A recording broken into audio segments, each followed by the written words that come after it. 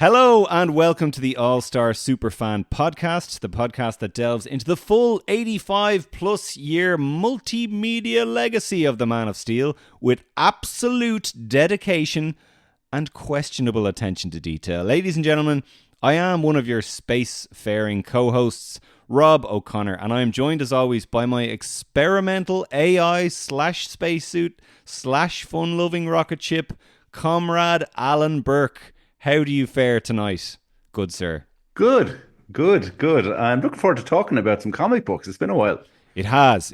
And we were kind of talking about it off mic that like our last maybe 5 or 6 episodes have been sort of other stuff related, and we wanted to remind people that we do in fact read comics. It is hard sometimes with comics that they take a little bit, like comics and books especially. It just takes longer to do the work in advance, and that's our schedules have to align in such a way that we're both able to do it, and that's why we don't do as many comic eps as we'd like. It's just that it's just physically harder to do. And also, I don't know if you find this, but like if we're talking about an episode or a movie, you can throw that on in the living room, and your other half might be so kind as to watch it with you. Whereas I have no idea what that's like. I don't have that luxury. This is a solo adventure for me in this household, I'm afraid. Well, you've got your little fortress of solitude there. I do. So it's like half the size of my house.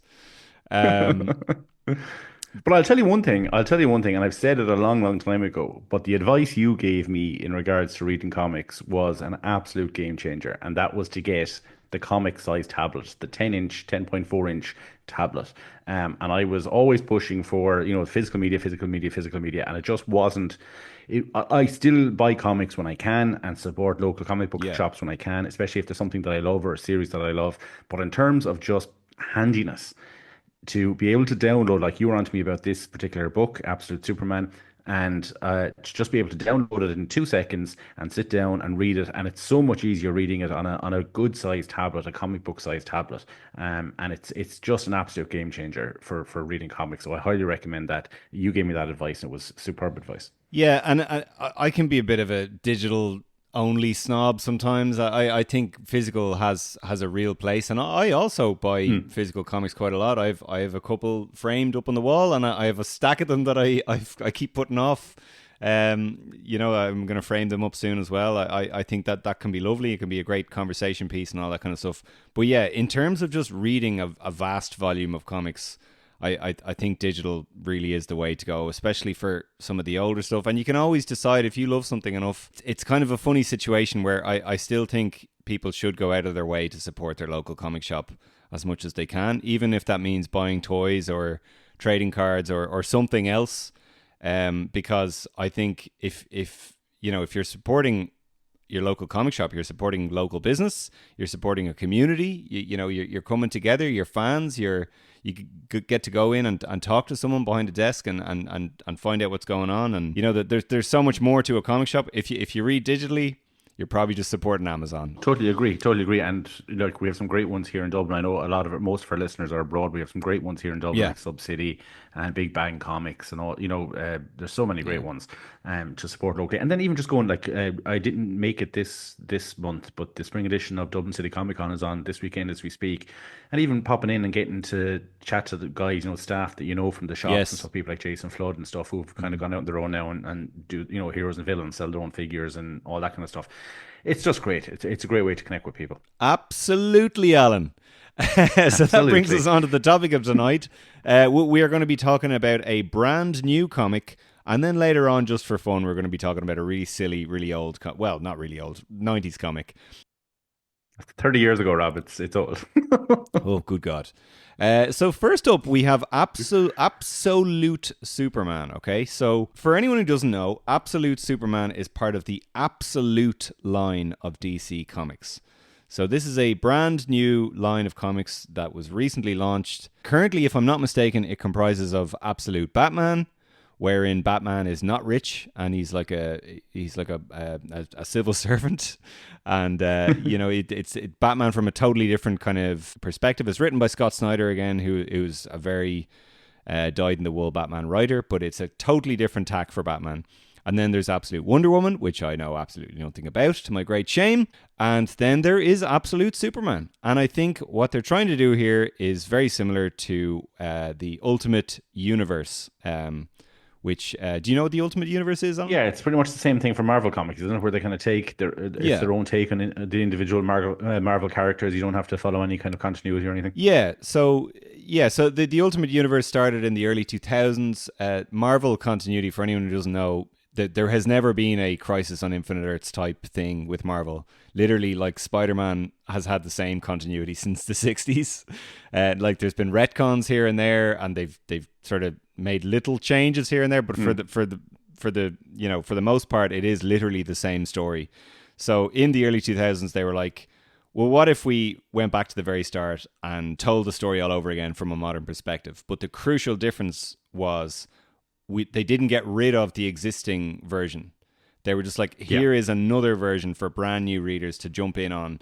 And a lot of things will be like, slightly different or drastically different. Now, in the case of Ultimate Spider-Man, a lot of stuff was like mostly the same. I think some of the villains were different, and definitely the idea that like the symbiote suit, in the original comics, it was like an alien costume. In the Ultimate Universe, it's like something that they created in a lab, and Peter Parker's dad had something to do with it, and it's like a lot of the plot lines in Ultimate Spider-Man are way more connected to Norman Osborn and Peter Parker's dad, and like they're way more interwoven basically than they were in the original stuff. I would So to take it, they're basically ongoing Elseworld stories exactly that free yeah. up the writers from being chained to 50, 60 years of continuity. Exactly, and it also allows them to kind of play the hits. As much as I hate that phrase. Anyway, so what we have here is the Absolute Superman. Okay, so Absolute Superman is written by a guy named Jason Aaron, who did a wonderful run on Wolverine. I think it was Wolverine Weapon X. The book was called. In kind of 2008, 2009. It was around the time that X-Men Origins Wolverine was coming out. And I was reading that book at the time, and it's just brilliant. Like, if you like the X-Men movies and you're just looking for kind of straightforward, Hugh Jackman-esque kind of Wolverine traveling around dealing with problems type stories, that his run on Wolverine was fantastic. Really crazy, really kooky kind of stuff. So when I heard he was on this, I was like, "Ooh, I could read a Superman book by Jason Aaron." The artwork is by a gentleman named Rafa Sandoval, and I suppose we can probably start by. I don't want to break down the issues kind of page by page or panel by panel, but I think that this was a book where I was instantly grabbed by the artwork. Would you agree with that? Yeah, no, it's absolutely stunning. It's very. If I was to equate it to something else, it's not too far removed from like Kingdom Come style, almost in certain aspects. Yeah. It's really kind of photorealistic.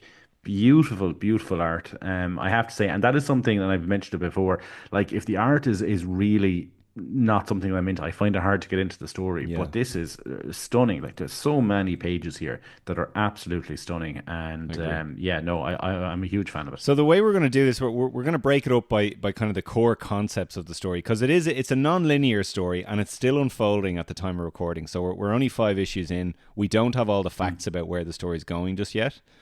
But I wanted to ask you, the story opens on Krypton, and we spend a lot of time on Krypton in this story. Give me your take on this version of Krypton, and you can kind of describe it as we go. Well, it is a lot like previous versions and very dissimilar all at the same time. Like, it's not your Christopher Reeve kind of crystals and tinfoil suits and all that kind of stuff. It's a very lived in Krypton. It's a very gritty Krypton. It's a very troubled Krypton. It's a Krypton with, again, and we've seen it before in other iterations, they have like a science league. They have laborers.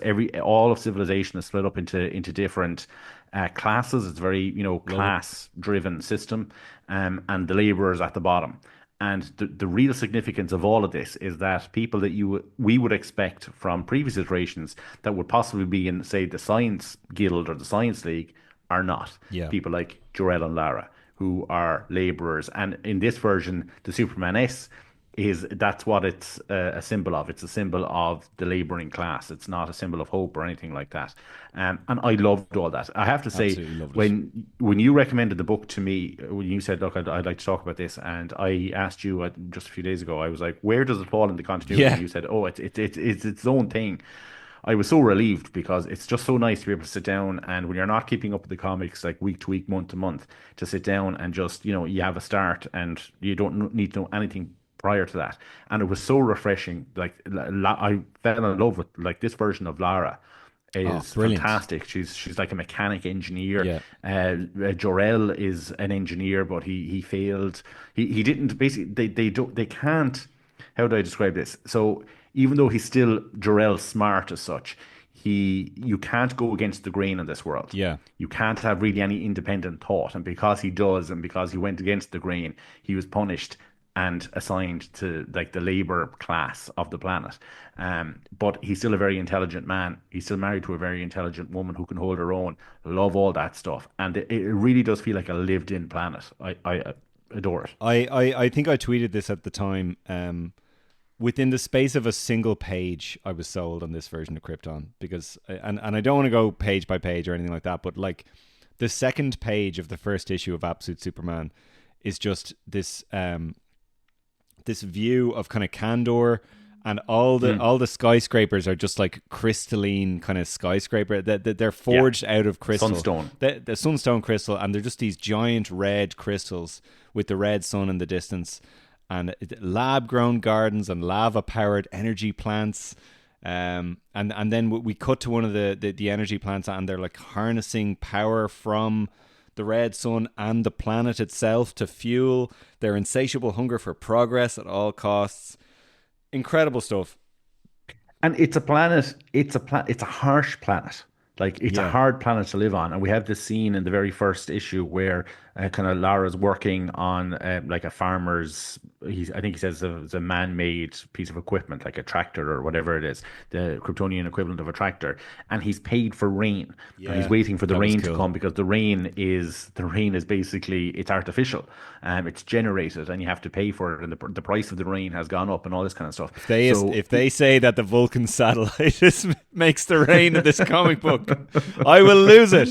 and yeah, it's just you can tell that the planet is in trouble, and like in previous iterations, it is Jor-El really who figures out that the planet is doomed. Turns out that this kind of whole conspiracy where the upper classes know all about it. I don't know if you Yeah. want to get into all that straight away, but where the upper classes know all about it, and they're kind of keeping it from the lower I classes loved because they want that. to save themselves, and they're loved all that And stuff. that was my next question. Well, there was quite a lot of social satire in this book. Yeah, it's full of it. Yeah, absolutely. It's absolutely loaded with it. Like Krypton, it's a mirror of Earth, like on all the problems we have now. Yes. And one of the things I loved about it was they're so reliant on kind of generative text and AI and stuff. The way we're starting to talk about now here on Earth Yeah. in real life, ChatGPT and all these things. Like there's this whole thing where the children of Krypton are actually encouraged to only write using generative text, and if the teacher Yeah. doesn't see generative text in their essays that they've written for school, there's a problem. And Kal-El, he just loves writing and he loves the written word, and in his mind the words aren't real if they don't come from you, and he just likes to write himself. And his teacher, calls his parents in because they're so concerned that he's not using this generative AI to write his essays. It was on the nose, but you know what, man, we need on the nose science fiction these days, and I loved all Yeah. that. I thought it was brilliant. And your thing about the ruling class, and the fact that they know that Krypton is doomed and that they're already building space arcs, but only for the elite. And that they're just going to escape the planet and leave the working classes to die. I thought that was brilliant. I mean, when you kind of sit down and think about it, you're like, well, they're only elite because of the working class. So would they not want the working class to escape as well, so that they continue to exploit them? I don't know, but I did. Yeah. I thought that was a really, really cool way to go about it. It's like it's not that everyone thinks Jor-El is mad. It's that they know he's right, but they don't want to do anything about it because they only want to protect themselves. I thought that was just, and it's so, I don't want to get too bleak about it, but this is a bleak dystopian version of Superman, and it is so true to life that, like, at the first sign of trouble, all these spacefaring billionaires are just going to hop on a rocket ship and fly off themselves. They're not going to worry about us. And you mentioned there about Kal-El. That's the other big thing here. Kal-El isn't a baby. Oh, yeah, It's not a case that Kal-El is a baby and he's shot off in the spaceship like we've seen in so many other iterations. Like, Kal-El is a child. He's whatever he is, 10, 11, 12 years of age. Very akin to, say, Kara Zor-El. He spent his childhood here. He knows Krypton. Crypto is in it. He knows his parents. He knows the culture. He has favorite places to go to. This is a Kryptonian child. So there is a lot of time jumps back and forth. We start on Krypton, years ago. We move forward to Earth now. We move back to Krypton, if only a few short years ago. We move back to Earth now, and there's this constant time jumping. So we're dealing with two Kal-Els here, really. We're in the Krypton sequences. We're dealing with the Kal-El, like I said, who was about maybe 12 years of age, 13 years of age at a push, and in the modern kind of present day Earth, we're kind of dealing with a Kal-El who's maybe I would imagine early 20s. Yeah, it's a funny one because I was reading back on one of the issues, and there's a flashback sequence where they say 6 years ago on Krypton. Yes. So maybe he's only about 18. He must be older than we think he is in the flashback, and he must be younger than we think he is in the current day. So he must be kind of like, I reckon he's kind of 1920, kind of John James Newton age, Superboy. But yeah, no, I'd reckon like if he's 13, say, in the Krypton scenes, that'd make him 19 here. Yeah, thereabouts. Crazy. But I really do like the characterization of Superman in this. Yeah, it harkens back to the Golden Age. He is a little bit gruffer. He's a little bit meaner, but he is fundamentally a champion of the oppressed in this version. That's exactly what he is. He's a champion of the oppressed, very much like the Golden Age. And Superman. They really, really, really hammer that point home in this version. It's that, like, he is from the working class himself, and he values their existence so much. And they really underline the point that, like, while he is very violent, there is no body count in this. He doesn't kill anyone.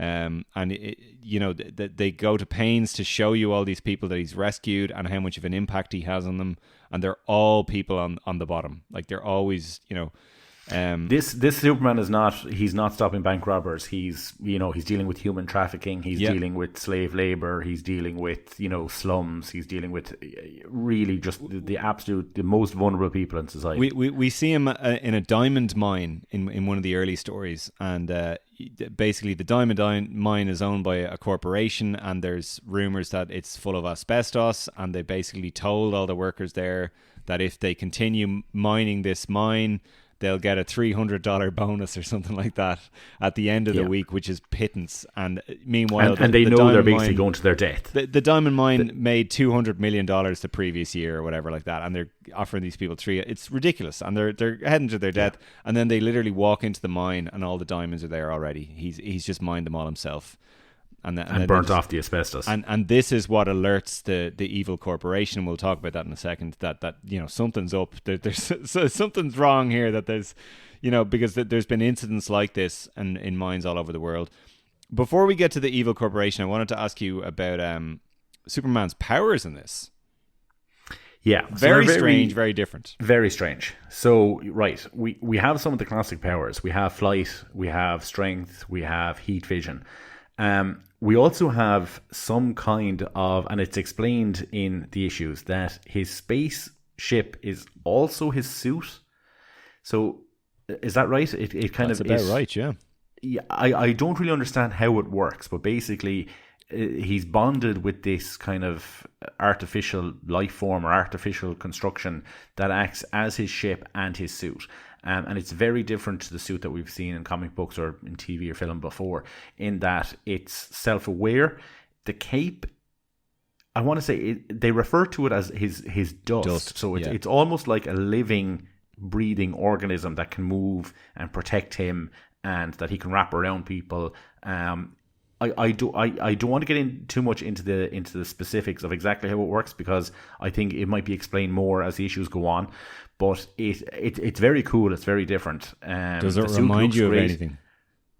Does it remind me of anything? Like the Cape, like Spawn or something like that? Just everything you've just described. Does it remind you of anything?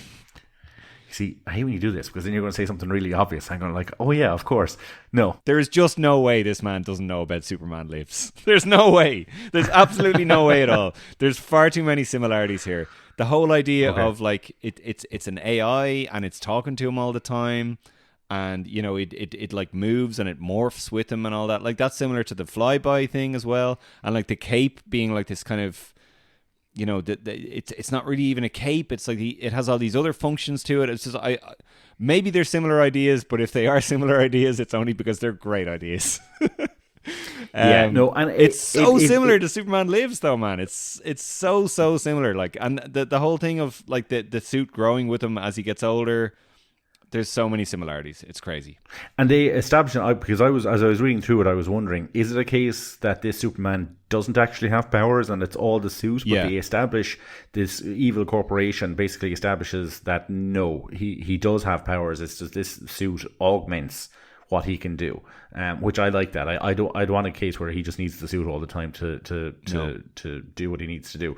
But it looks great, kind of this dark navy kind of a color, and the S is cool, really big, classic kind of an S on the front of it. But the colors are like, but it's kind of modern as well. Blues, and it is kind of modern as well. And the cape looks great.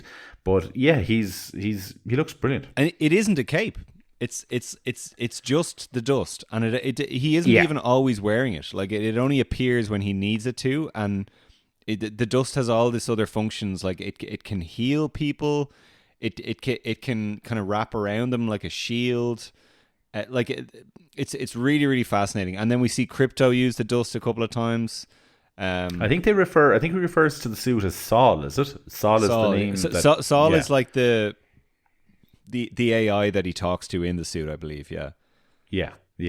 And if you remember your Superman Lives, it was K in Superman Lives, but it's Sol. It was K actually in Superman Lives. And then we have a very different Lois Lane as well. We do. You talk about Lois? I really really like Lois in this. So Lois works for the evil corporation Lazarus in this, and so she's kind of like a soldier, kind of like a secret agent nearly. And she's gone from army brat to literal soldier in this, and I kind of I might be wrong, but I'm pretty sure Perry White is her senior officer in it. Like there's a scene later on where she's writing a report and she's talking to someone who I'm assuming is Perry White. But she works for this company Lazarus, and she's going around carrying a gun, and her first she confronts Superman and she tries to arrest him, and that's their first meeting together. And then the whole second issue is them handcuffed to each other, because she handcuffs Superman and he can't get out of the handcuffs, and they're these kind of like self-aware AI handcuffs that keep morphing around his hand so he can't break out of them. So his suit has to try and hack into the handcuffs.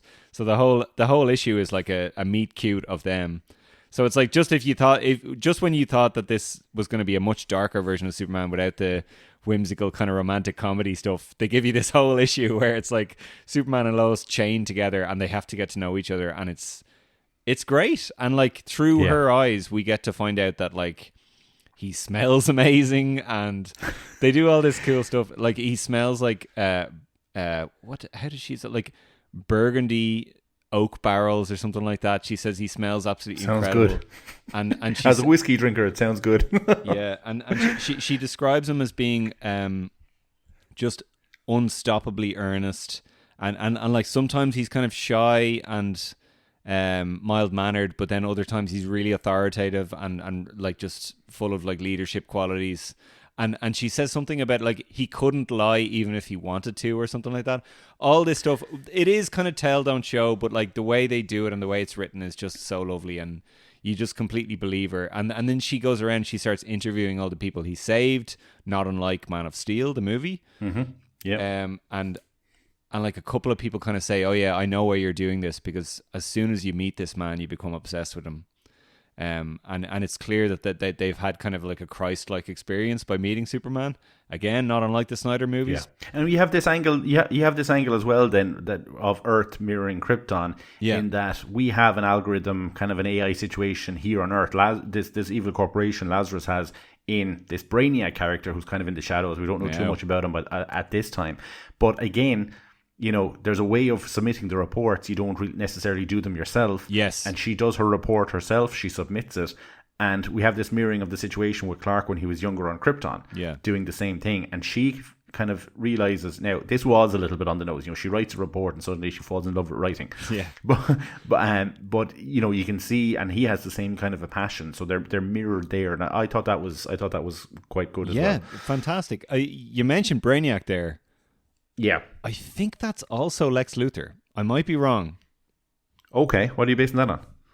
Maybe I'm just so falling down the rabbit hole of the Superman lives of it all, but like I think this is Lex Luthor and Brainiac, and they're just one character, because it's the evil company is Lazarus Tech or whatever, and yes, but again, pretty on the nose. Like Lazarus, Amazon, you know, they're both kind of they sound like they're kind of life-giving entities, but actually they're just evil, you know, corporations that bring death and misery.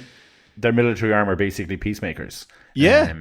Like and that's what happens with Lois and Superman. You know, you mentioned earlier on, she's handcuffed to him, and then the peacemakers kind of go ballistic and kind of, in order to save her, end up kind of unloading and shooting her as well, and that's how, you know, Superman saves her. And like that you said, she's kind of touched by this kind of angel where she can't stop thinking about it, and she's enamored with him. And like you said, with all the other immigrants and oppressed people that are just, you know, they're almost enlightened by experiencing his presence and his character and his truthfulness and his honesty. Love all that stuff. To circle back to Lazarus though, we see, you know, we're told about this AI that controls the Lazarus Tech, but then we see a Brainiac type creature kind of hooked up to all these machines, like looking at this like readout of all these screens in front of him, and then behind him are all these bottle cities and all these people just in the bottle cities, like screaming, kill us now," and like Bart's frog creature in that Halloween episode of The Simpsons. Really, really dark stuff. Now again, I'm just in my Superman Lives rabbit hole. I suspect that Brainiac and Lex are one character in this in this story, and I hope that that's the avenue they go down, that maybe Lex Luthor in this universe created this malevolent AI and then merged himself with it, which again is pretty true to life, to what billionaires are trying to do right now. So it would line up with a lot of the kind of anti-establishment kind of leanings of this story. So I'm kind of hoping that that's the way he's going with it. But I'm really, really psyched to see where we end up with Lazarus and all this stuff. I know he's generally a Batman villain, but you don't think Lazarus has anything to do with like Ra's al Ghul or anything like that? It's a good question. I would say I hope not, to be honest. Yeah.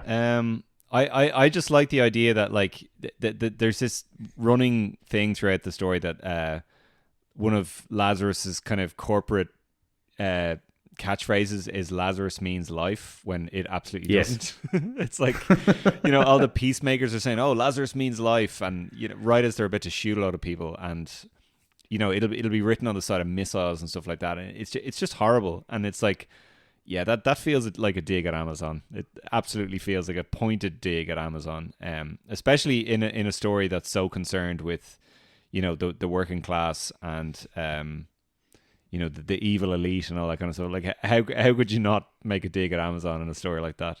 Yeah. So I think at this stage of the story now, the questions that remain are: we see a woman in a hospital bed calling out for her angel. And I think we're told that that's Martha Kent, but it's not clear as to whether Martha Kent might, like, the way I interpret it was Martha Kent might be Lara, and there is no Kents in this universe, or maybe maybe there is Kents in this universe, and we're going to. So what we see is we see a dilapidated Kent farm. We see an elderly woman in the hospital. That's the other big change with general continuity and general Superman myth in this version. Lara and Zor-El. Wow. Zor-El, I was going to say. Lara and Jor-El build a big enough ship to save dozens, if not hundreds, of Kryptonians. Yes. And while all the upper classes are evacuating, their ships break up, whatever, because there's mass protests and there's riots and all this kind of stuff. And their ships don't get away. Now, we don't know yet at the time of recording whether any more Kryptonians bar Kal-El escape Krypton, because as the ships are taking off, as the main ship is taking off, it's damaged. All the suits wrap around all the people and they kind of turn into smaller ships and they take off, and we see a lot of those ships being damaged and exploding and crashing, as well as Krypton. The only one we physically see escaping Krypton is Kal-El's, but we have no idea if more did escape, including Jor-El and Lara. Yeah. But we see a woman in a hospital bed, and she's calling out for an angel or something like that, and on her bracelet it says M. Kent. So yeah, my question, the question mark at the moment is, maybe Lara at least made it to Earth and she adopted the guise of Martha Kent, or maybe this is an Earth woman, like Martha usually is in the story. So I'm fascinated to find out what the story is. See where that there goes. Yeah. What did you think about the iteration of Jimmy Olsen on this? Interesting. We if I'm not mistaken, we only meet him in issue 5, and he's kind of an underground revolutionary, which I think that's issue 4. I think that's issue 4. Apologies. He's one of the Omega Men, who are kind of an underground resistance, and we meet someone called Omega Prime, and so that's Jimmy's either leader or kind of conspirator. I want to ask you a question about Omega Prime in a second, but yeah, interesting, and I like that he strikes up a rapport with Lois, who should be his enemy, and he sort of sees something in her that, oh, well, maybe, she's so taken by this Superman, there's obviously some good in her, maybe we can get through to her, and she'll see, the merit to what we're trying to do, and all that. I liked all that, and then he takes a photo of Superman on his phone, and it's... I like that, Jim. All of that was cute. I think... I'm just interested to see what point Jason Aaron is making with those characters, to be honest. I think I was a little bit worried that maybe he's saying, oh, well, they're the extreme, they're the far left. And sorry to get political, guys, but as soon as people start saying, oh, well, there's problems on both sides, I'm just like, I disagree. Do you think Omega Prime has anything to do with like Darkseid or Apocalypse or any of that stuff? I think Omega Prime is Lucy Lane. Interesting. Okay. Because I think, if I'm not mistaken, Omega Prime makes a reference to, I believe you were talking to the General or something like that. Yeah, I expect to be a lot shorter. Yeah, she's like, have you been speaking to General? I expect he's a lot shorter these days. Yeah. Because in a previous air quote scene, we see that General Lane has lost his 2 legs. And he's still the General Lane that we all know. He ends up having robotic legs. Robotic legs, you say? Does that remind you of anything? Superman lives? No. I just Lois and Clark. Sam Lane and Lois and Clark is obsessed with robots and cyborgs and stuff. I was like, I mean, it's not a reference. It absolutely is not. But it was kind of funny that it was, similarity. But he seems like the atypical General Sam Lane. Like he just seems like he's the hard ass, giving her a hard time, lecturing her about going out into the streets without the Peacemaker protection. She doesn't give a shit about any of that. She wants to go out and find. You mentioned earlier on, I love the sequences of the pages where she's interviewing all the individual people that he saved from different parts of the world, and she's using the same questions. You can see they do it in a way that it's one interview, but you can tell she's doing it over and over and over again. And they have all this just fascination and loyalty and love for Superman that they're not giving anything up to her. I love all that. To be honest, it kind of reminds me of, and this is a really deep cut, and I doubt this is any inspiration. It kind of reminds me of Masters of the Universe: Secret of the Sword. It's a film from the 80s. I have no idea what this is. So, Secret of the Sword is the pilot, basically, to the She-Ra TV series. It's He-Man's sister to get girls into the fandom and the franchise and all that kind of stuff. And how they set it up was that Prince Adam, He-Man, is told that not only is there his power sword, but there is a second power sword that was belonged to his sister, who was abducted as a child and brought off-world. And he goes to that world to find her, and it turns out that she's been brainwashed and she's working for the evil Horde, which is basically the Lazarus crowd. And over time, from meeting with He-Man, she starts to come around. She realizes there's something about him, there's something about his character, and she's drawn to him. And eventually she finds out that she's his sister, and she becomes the female He-Man of sorts. Interesting. But it really kind of, when I was reading through it and I was seeing where it was going with Lois, that was a parallel that kind of struck me. I liked as well that her relationship with Sam Lane seems to be a lot warmer and kind of friendlier in this version compared to other versions. Yeah. And maybe that's because she actually is a soldier in this version. You know? Oh, 100%. She didn't go into journalism. She followed in her father's footsteps. And not only is she a soldier, but she's an excellent soldier. Yeah. You know, so yeah, no, 100%. That's and you know, that's a good shout. That could well be Lucy Lane. So I'm going to ask your overall kind of thoughts on this in a second, but before we do that, where do you think this is going? I don't know. That's the truth of it. I was wondering that myself. Like, I didn't even do any research into how many issues this is. Is this advertised as a certain amount of issues? Like, is there one left, or is it a 12-issue series, or is it kind of ongoing indefinitely? I don't know. But like, I don't know how these characters settle in. Like, the only way I can see it going is that there's some form of resistance force against, you know, this Lazarus Corporation in for its entirety. Like, they're not going to get jobs at the Daily Planet next week and start working there. So I don't know. I don't know where it's going. I don't know if Apocalypse are involved. I don't know what's going to happen in terms of Brainiac. It could literally, because with something like this, they can literally do whatever the hell they want. So it's hard to kind of quantify what direction it will take. Yeah, absolutely. And I suppose, you know, like, I was talking about the Ultimate Universe earlier on. That was a universe that was built to last, and it did last. It went on for, I don't know, something like 10 or 12 years before it kind of they sort of folded it up, and now they've started a new Ultimate Universe again. Well, can I say one thing then? I don't really want that from this. Yeah, and that's what I was going to ask. Yeah, I think I would prefer a finite story, whether it be 12 issues or 24 issues or whatever it is.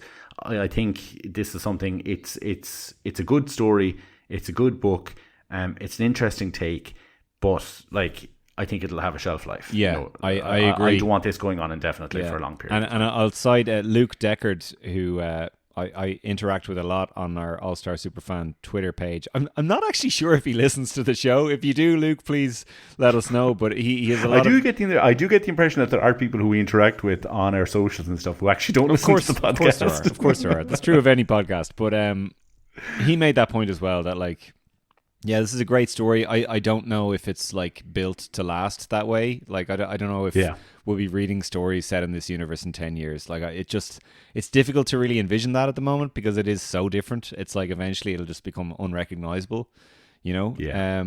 Whereas I think the Ultimate Marvel, you know, Ultimate Spider-Man especially, like was quite similar. It was just modernized, and, you know, so I still don't know if they've pulled off a successful kind of Ultimate Universe for DC yet. But as you said, if this was kind of like 6 issues or 12 issues, ideally, I think that'd be great. I'm looking at the Wikipedia here now, and there is a collected edition set to be released in August, and that will be the first 6 issues, and it's going to be called Last Dust of Krypton.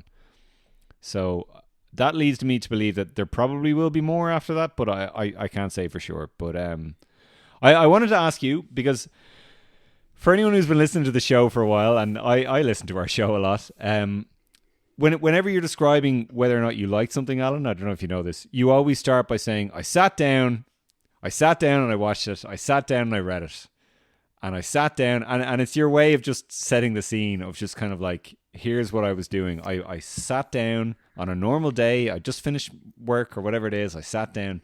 Does Absolute Superman pass the Alan sit-down test? Oh, it absolutely does, yeah. To be honest, like yourself, as soon as I opened it up, I tell you where I read the first issue.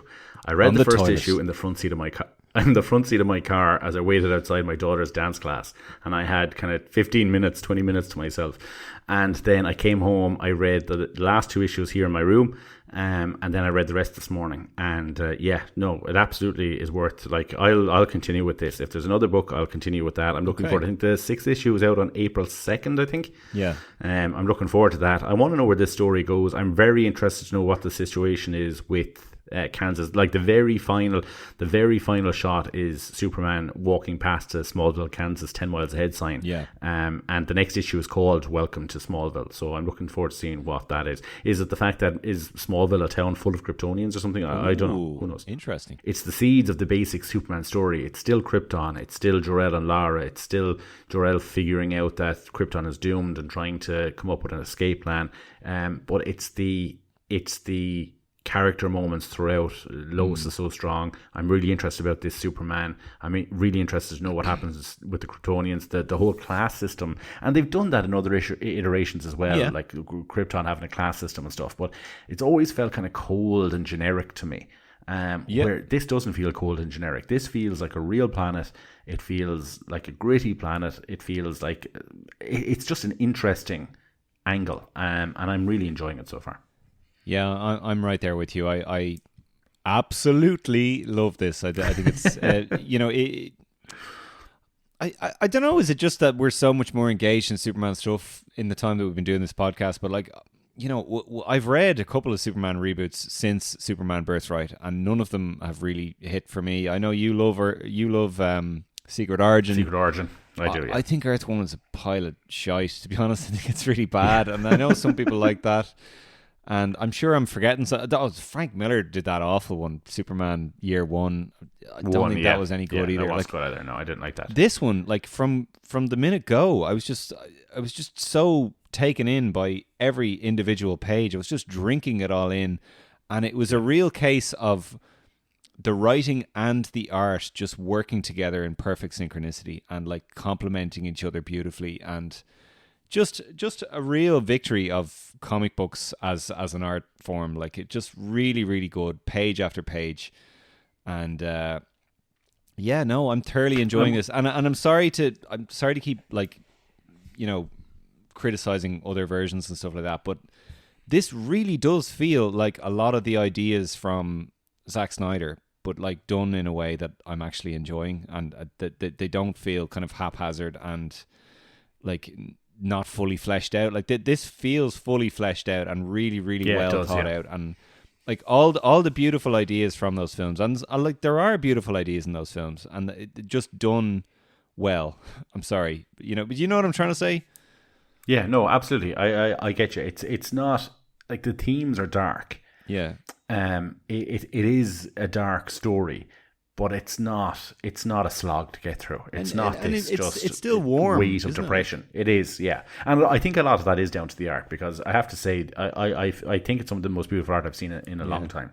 I've really, really enjoyed it. And I even just flicking through today, after I'd finished reading it, just to look through the art again, I was so impressed by it. Like, I'd highly recommend people check it out. The point I'm trying to make, like, to go back to the scenes where we're seeing Lois interview all the people that Superman has saved and stuff, and they're talking about these kind of Christ-like experiences they had with them. All that stuff in those movies just really just washed over me, and I was like, oh God, like, just get over yourself, movie. Like, whereas in this, it just really, really worked for some reason. I really, really enjoyed all that. So no, I thoroughly recommend this book. And I know we've kind of had a bit of a spoiler discussion here. I don't think it even really matters if this story is spoiled for you. Like, it's not it's not about the big kind of shock twist moments. It's just it's one of those stories you could just read it and just drink it all in, and there's so much to enjoy in the art and the world building, and I'm so excited to see where it goes. And I agree with you. I hope it is a finite story, but if it isn't, man, fuck, like, who knows what could be in store here? Are you going to read Absolute Batman? Yeah, I might do, actually. Yeah, I haven't read any Batman now in about, I'd say about 6 months. So yeah, I might check it out based on this alone. Like, I know it's obviously not the same. It's not the exact same guys, obviously. No, it's but Scott no, Snyder, Absolutely. I'd check it. I'm wondering, is the rogue Peacemaker going to turn out to be like Metallo or something? They are kind of following a B plot with this rogue Peacemaker who's kind of lost his shit and keeps trying to kill civilians every time, they laugh at him or whatever. I'm wondering where that's going to go as well. But it's I have to say it's really, really strong, really solid. I'd highly recommend it. Very last point. It's pretty funny to me that like Peacemaker has become popular enough now that they're using him and stuff like this. Like that would never have happened if not for James Gunn and all that stuff. Gunn and John Cena. Okay, so any last thoughts on Absolute Superman before we move on? No, just highly recommend. Like 5 out of 5. Give it a shot. Next issue 6 is out on the 2nd of April. I'm looking forward to that. I'm really interested to see where it's going to go, and I would be very interested in trying to get the guys behind this Jason on the Aaron. show. And crucially, it passed the Alan sit-down test. It did pass the Alan sit-down test. Yes, it did. It did. So the next thing I want to talk about, we've alluded to this story once or twice in the past, and a couple of people, I was looking at old emails we got from listeners of the show. A couple of people did sort of say, when are you going to get around to doing that? Because I'm so excited to listen to it. Ladies and gentlemen, fellas and girls, we are about to talk about Rise of the Super 7. Now, for anyone who doesn't know what that is, this is a 1990s-tastic oh boy, is it 2-issue Elseworlds story. I think it appeared in Superboy Annual #1. Now, when I say Superboy, for once, it's not the fucking TV show. It's the Connor Kent version. That's Superboy. It was his first annual, and it was also an Adventures of Superman annual. And it's just crazy. It's full of leather jackets. It's full of extreme characters. It's full of just crazy batshit stuff. A couple of things relate to some Kenner toys that I really, really love that I want to talk about.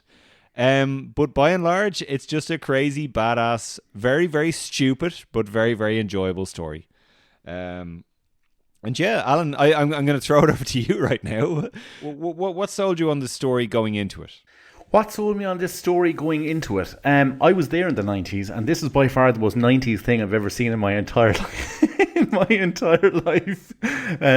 I have to say, I was fascinated by it. You suggested it. I started reading it there a few weeks ago. I think originally we were going to record this a few weeks ago, and we didn't get around to it. But it is the most 90s thing I've ever read, I think, in my entire life. It is just, it's to the extreme. I did enjoy it. I really did like it. I was laughing at quite a lot of it, to be honest, as well. Yeah. But it's, what is it like? It's just it's this alien invasion, Elseworlds. Like I tell you what it is, MTV. Right? And the reason I asked what sold you on it was, do you remember this cover? Oh yes, there's a cover for the Superboy annual, Superboy annual #1, which is actually the second issue of this story, but it's literally Superboy, the Connor Kent version, and he's got a ponytail. He's wearing a bandana. That's how you know he's extreme. He's got a leather jacket with fingerless gloves and like gauntlets and spikes coming out of them like he's Michael Keaton Batman.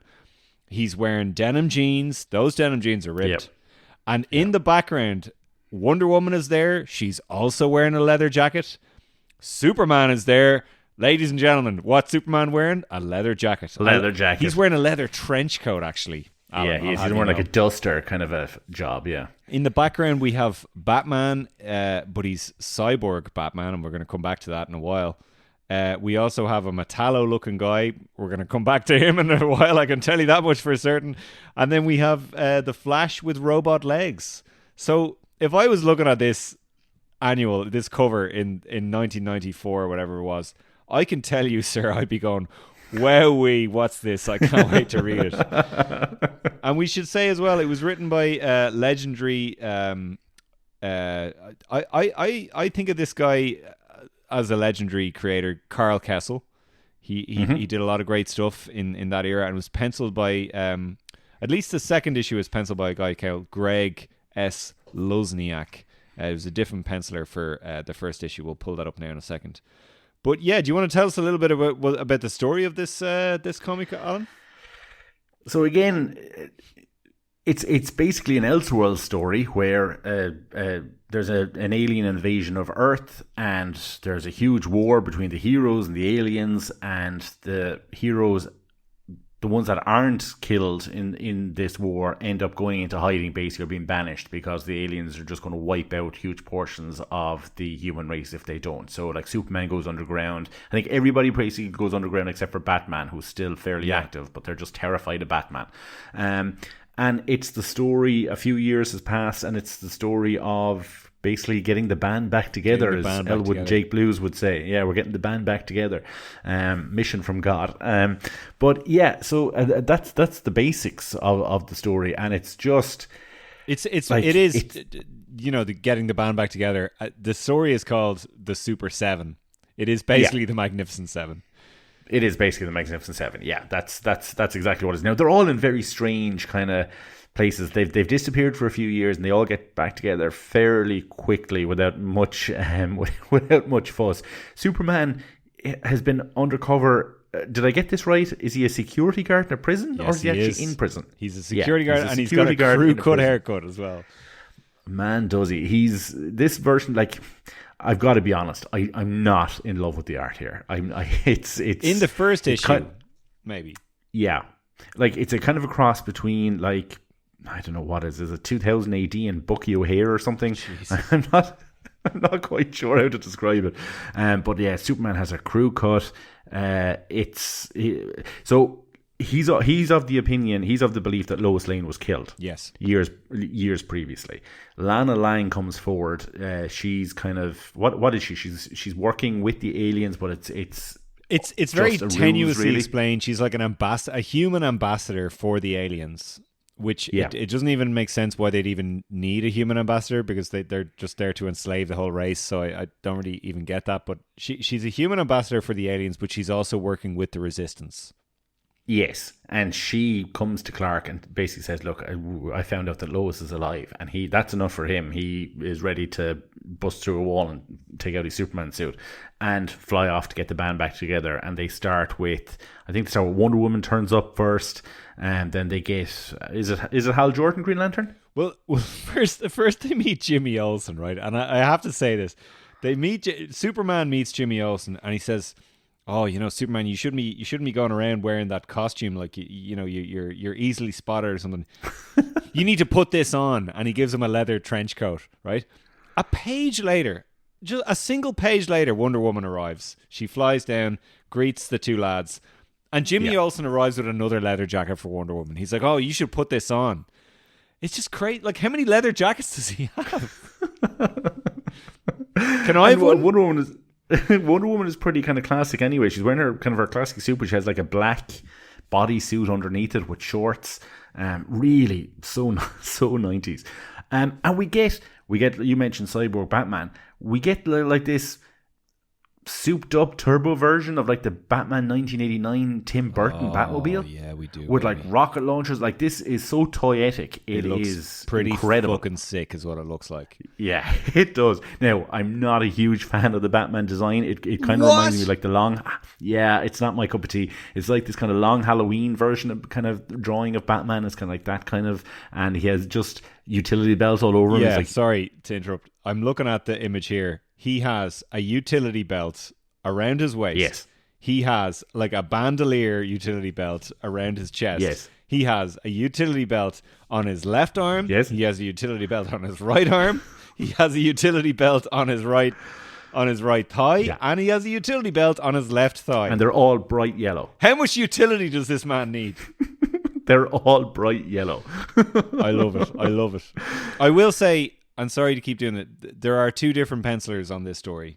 Okay. The penciler in the first issue, I will agree with you.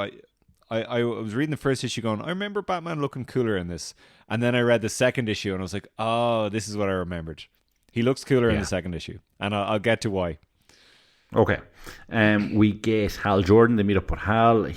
Coast City has been destroyed during the invasion, so he's a ball of depression. And for some reason, he's like, he doesn't need to put on his regular suit. He just puts on like this rag mask because he doesn't deserve to wear his regular suit or something like that. That was stupid. Yeah, It's like I'm using all my Green Lantern powers except the one that makes my costume for some reason, because I don't deserve that part. Like, what? We get this clone Superboy again, like you described him. He's got a ponytail, leather jacket, ripped jeans, just pure 90s, pure 90s stuff. And yeah, so just on the clone Superboy, I don't actually necessarily know that he's definitely a clone in this version. Do they not mention that he's a clone? I don't. I'm almost sure they do. Maybe they do, but like I think he's just a guy who got powers. I might be wrong. Like possibly. I was almost sure they mentioned that he was a clone. Maybe I'm wrong. There are like a bunch of deviations from kind of standard continuity in this, and I think that's one of them. Is that they really don't explain where he came from. We get Wally West Flash with no legs. This is the second comic tonight where we've spoken about someone with no legs. He's with someone with robotic legs. He's kind of suffering with PTSD, post-traumatic stress disorder. He's not sure he can be the Flash anymore. I think he's got kind of like psychosomatic injury as well. So like he can't use his speed because he doesn't have legs. So even though he has the robot legs, it's like excruciatingly painful for him to use his speed for some reason. Yeah. Yeah, they spend a lot of time on that, and then obviously, okay, we'll get to it later on. Anyway, sorry, keep going. Lex Luthor is involved. He's one of the good guys, part of the Resistance as well. We think he's dead, but he's not, or he dies at the end. and this is very much 90s, like, you know, in the mainstream comics. As far as Metropolis were concerned, he was Lex Luthor II, but he was actually a clone of Lex Luthor with Lex Luthor's original brain, and he looks like that in this comic. He's got the big beard, he's got the big long hair, and you know, but yeah, he is working with the Resistance, reluctantly working with the Resistance, and he becomes a character. I'm going to let you say the name of this character. No, I was wondering when I was reading this how you were going to say the name because I wasn't sure. Is it? Hang on, let me get this. So Lex Luthor is dead in this, but they saved his brain, much like they did in the mainstream continuity. They saved his brain and they put it in a metallo.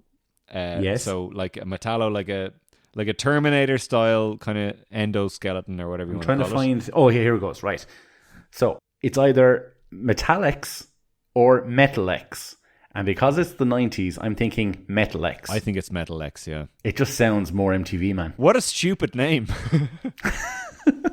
What are we doing? Like, Metalex? I don't know. And he says it has a nice ring to it. I'm like, does it? It could be Metallex. Metallex. Which would make more sense because it's Metallo and Lex, Metallex. But Metalex sounds cooler to me. So yeah, he's part of the gang. So at the end, at the end of the first book, they're all united. And I think I'll take the time to say here, by the way, we mentioned Superman has a leather trench coat. Yeah. Does that remind you of anything, Alan? Yeah, it reminds me of what is it, Street Guardian Superman, the Kenner figure? A leather trench coat and a crew cut haircut. Yeah, Street Guardian Superman. This basically the action figure, Alan's favorite Superman action figure of all time. Street Guardian Superman. I'm thinking of getting it just because, you know, it's out of all that range of Superman figures, it's the one that is always at the forefront of my mind. I think I might just get it. Because I keep claiming that it's your favorite. I'm 99.8% sure that figure was based on this 2-issue comic, and the reason that I'm so sure of that is because Superboy in this comic is identical looking to a figure that they had planned to release for Wave 2 of the Kenner Superman the Man of Steel figure line, and then when Wave 1 didn't sell enough, they cancelled Wave 2. But we have seen pictures of a Superboy figure that looks exactly like the depiction of Superboy in this comic. So I'm almost positive that the figure designs must have stemmed from this comic, which is what makes it so interesting and a piece of history. And Batman in issue 2, not necessarily in issue 1, but definitely in issue 2, they kind of tweaked the design a bit, and he's got like a cyborg eye, and he's got like a couple of. He's not quite as ridiculously designed as he is in the first issue with all the utility belts. He has like one utility belt around his leg, and I think he has something on his arm as well. If anyone remembers the Legends of Batman figure, Cyborg Batman, I'm 99.5% sure that came from this comic as well. So I don't have that one, but I do have a Legends of Batman in my display case here, one of my original ones. I have Cyborg Batman Cyborg. and I have Street Guardian Superman, and I'm ashamed of myself because I really wanted to have them to hand for this episode, but alas, I've let you down. I've let the listeners down who wouldn't have been I tell able you to what see the hasn't figures. aged well. I'll tell you what hasn't aged well. Oh, is a the litany of sexual things. sexual harassment of Wonder Woman. Yes. Yeah. Explain. So they have this secret base where they're all training. Green Lantern is training the Flash. They're all preparing to go back to war with these aliens. And I'm going to just call him Superboy. Superboy is training with Wonder Woman, and it's just a constant. It's just a constant HR nightmare. Yeah. throughout the whole section where he's trying to kiss her and he's saying, look, if they fight and he wins, basically that he's going to take her out or whatever and have his way with her. Doesn't age well at all. No, and there is a couple of things like that in this book, and it's at this point in the story where you kind of realize, oh wow, the writer and the artist on this were really just having fun to see what they could get away with, because the aliens in this literally are xenomorphs from Alien. Like, it's ridiculous. They're green xenomorphs with like armored helmets and stuff on them. Yeah, and it's and by the way, I should say, one of my favorite things about this story is it's never boring. It's always entertaining. It's exactly the kind of crazy 90s thing you want it to be every step of the way. We see them go up against them. Long story short, that there is a big kind of fight and all this kind of stuff. Lana betrays the Super 7 because she's a double agent. She's a double agent, and she betrays them because Clark/Superman didn't immediately fall in love with her when she reappeared in his life. Which I think is the most problematic thing of the whole story. I don't know what you think. I think it makes perfect sense. Sell out your entire race because Superman doesn't want to bone you. Superman doesn't want to date you. It's just crazy. We have Wonder Woman. Wonder Woman gets killed. Spoiler alerts. I know it's like 30 years old, but Wonder Woman gets killed trying to save Hal. And she gets kind of a poignant scene at the end, halfway through the second issue. I enjoyed all that. I enjoyed that. It kind of raised the stakes a little bit. You didn't know what was going to happen. So Batman, there's a scene where Batman is on the alien spaceship and he's fighting a bunch of aliens, and he puts up a good fight, but he eventually loses, and they have him on the ropes, and he's lying. They're all surrounding him. He's about to die, and he pushes a button on his chest that detonates a bomb. It's a kind of Dark Knight Returns stuff. Pushes a button on his chest that detonates a bomb, and it causes the whole alien spaceship to kind of crash into Metropolis, and like there's a caption that reads 31,000 people died. People were killed. Yeah, but now there was a chance to save over 2 million others. Yeah, so Batman just killed 30,000 people. Yeah, 31,000 people. But again, like it's just a numbers game at this point, like Batman. Oh my God.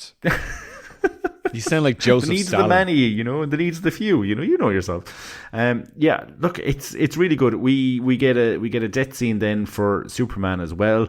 But because he's such a symbol of hope, they can't let the public know that it's Superman, so Superboy kind of takes up the guise of Superman towards the end, and Metal X reminds him that even though he's wearing the suit, it doesn't mean that he's the man that he pretends to be. And we kind of get this reset then at the end where Superman flies off at the end, very akin to like speeding bullets or something like that. But after the alien invasion has been curtailed, it's Superman, but it's the Superboy who has become the new Superman. But he's got a little earring in his ear the whole time, like Chris O'Donnell in Batman Forever. It's like, yeah, baby, I love it.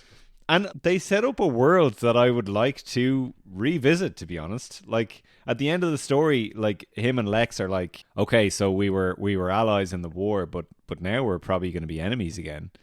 And Metal X basically tells him that, like, don't forget who killed the most powerful man on the planet once before and who could do it again. He really throws down the gauntlet. It's like, I would like to read more stories in this universe, to be honest. Well, it's Metal X who kills the main villain, who I had to laugh at. He kind of reminds me of like Dark Adder from like Golden Axe on the Sega Mega Drive, Sega Genesis back in the day. This kind of design of this guy in a big fuck off helmet with this big cape, but it's while he's fighting Superboy. Medlex comes up behind him and runs him through with whatever he has in his hand there, whatever kind of weapon he has, and runs him through it and he kills him, and all that. Like, it's that kind of trope then where, because the leader of the aliens has been defeated, they all kind of succumb and flee and everything. But to that point, like, the leader has been defeated, but they make this point on the last page that, like, a lot of them left Earth, but a lot more are stranded here, and they grabbed what they could, set themselves up as little kings. The long fight is just beginning, a never-ending battle. It's like, I want to read those stories.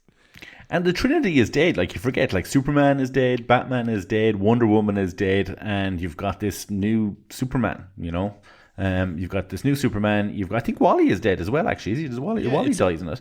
Most of them are dead. It's a new Superman in this post-apocalyptic world where, like, a bunch of aliens have taken over. Like, I don't know. As weird and kooky and strange as this story was, I was like, man, I kind of want to read more of this, to be honest.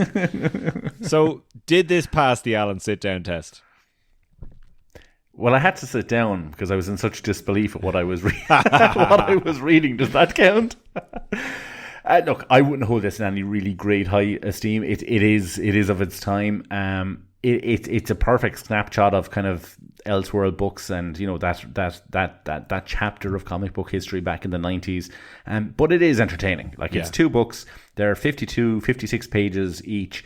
There is not one boring page or one boring panel in the entire thing. I agree. It's just from start to finish, wall to wall, action and drama and violence, and it's all there. Like, if that was your era growing up and you haven't checked out these 2 books, I'd highly recommend that you do. If you're a modern comic book reader, it's hard going from, like, absolute Superman back to something like this. Yeah. But it's like it's akin to kind of, we all love our highbrow movies and our highbrow films and our Dark Knight movies and Batman Begins and all that kind of stuff. But every now and again, it's nice to go back and watch, like, Dolph Lundgren's Punisher or something like Battle that. Beyond the Stars. That kind of a feeling. I completely agree. It literally, when I saw that cover of Superboy, like, just charging towards the camera, for want of a better word, and he's wearing a leather jacket and his ripped jeans, was like, man, I know exactly what I want this story to be. And it's so often the case with these 90s comics where, you see a badass cover like that and you're like, wow, I hope this is just, balls to the wall, action, stupid entertainment. And an awful lot of the time they're just boring, Yeah. Whereas this isn't boring. This is really, really entertaining, really, really silly, just proper B-movie action goodness. And it's as if Carl Kessel and the artists just got all their action figures and threw them into a bucket and went, what can we do here? And they just went to town and they had so much fun. Like, if you sat down like Sylvester Stallone, Arnold Schwarzenegger, Jean-Claude Van Damme, Dolph Lundgren, and told them they had to do a DC superhero film in 1993, this is what they would have come up with. And we should mention as well, if anyone is looking for these issues, because they've never been reprinted, and as far as I'm aware, I don't even think they're available digitally reprinted. So the issues are Adventures of Superman Annual number 6 from August 1994 and Superboy Annual Volume 4 number 1 from August 1994.